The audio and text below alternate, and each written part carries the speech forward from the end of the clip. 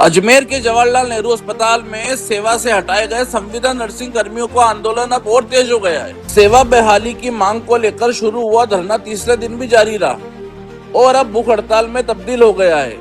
अपनी मांगों को लेकर प्रदर्शन कर रहे नर्सिंग कर्मियों ने विरोध का अनोखा तरीका अपनाया है। उन्होंने अपने खून से मांग पत्र लिखा है और मेडिकल कॉलेज प्रिंसिपल को सौंपा।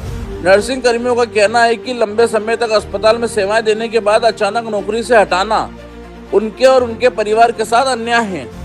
भीषण गर्मी और तपती जमीन पर कई नर्सिंग कर्मी धरने पर बैठे नजर आए। कुछ महिला कर्मचारी अपने छोटे बच्चों के साथ धरना स्थल पर पहुंची। नर्सिंग स्टाफ ताहिरा ने कहा कि महंगाई के दौर में नौकरी छीन जाना परिवार के लिए बड़ा संकट है। हम यहाँ जवाहरलाल नेहरू चिकित्सालय के अंदर 227 नर्सिंग कर्मी प्लेसमेंट माध्यम से कार्यरत है। हम यहाँ नाइट इवनिंग मॉर्निंग सेवाएं दे रहे हैं और हमारे को बिना बताए बावजूद हमारे को यहाँ से बाहर निकाल दिया गया है, क्योंकि जब यहाँ हम रात दिन सेवा दे रहे हैं तो हमारे को बिना इंफॉर्मेशन से बाहर कैसे निकाला।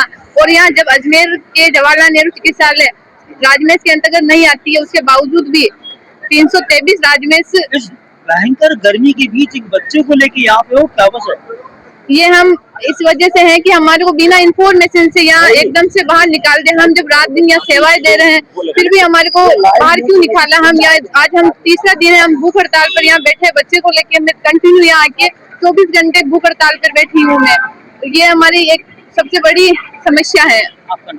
मेरा नाम ताहिरा कौशल, नर्सिंग ऑफिसर जवाहरलाल नेहरू चिकित्सालय। और आंदोलन की वजह सर ये है कि हमारी वित्तीय स्वीकृति 2027 तक 238 नर्सिंग स्टाफ को लगाने की वित्तीय स्वीकृति सबके जो पहले से लगे हुए हैं वो सभी कार्मिक कार्यरत थे और 238 स्टाफ को बिना किसी नोटिस अचानक सुबह जब स्टाफ ड्यूटी पे पहुंचा तो कहा आगे से आदेश है कि हटाने के, बल्कि नियम कानून कायदा ये है कि 3 महीने का अल्टीमेट दिया जाता है हटाने से पहले। और हमारी जो हमारी वित्तीय स्वीकृति जारी हुई थी वो 2027 मार्च तक की सबकी वित्तीय स्वीकृति जारी हुई है और सभी ड्यूटी पे थे।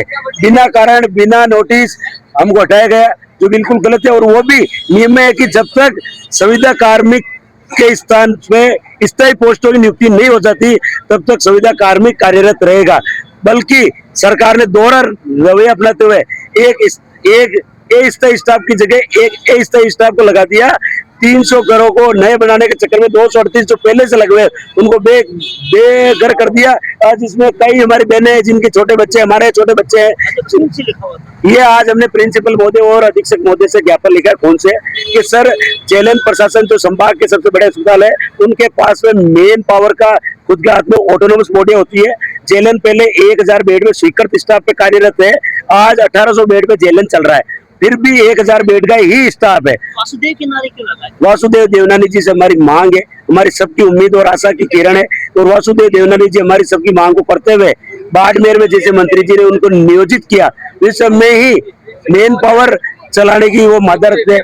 मेन पावर के स्थान पे हमारे को वही उसी पर रख सकते हैं, क्योंकि 1800 बेड पे जेएलएन आज चल रहा है, फिर भी 1000 बेड के अकॉर्डिंग स्टाफ है, तो 300 स्टाफ जो यहाँ को नियोजित करने की कोई बड़ी समस्या नहीं है, या मेन पावर चल सकता है। तो हमारी यही मांग है वासुदेव देवनानी जी, पूरी हमें उम्मीद है कि वो हमें पूरा वापस डालने की खाएंगे।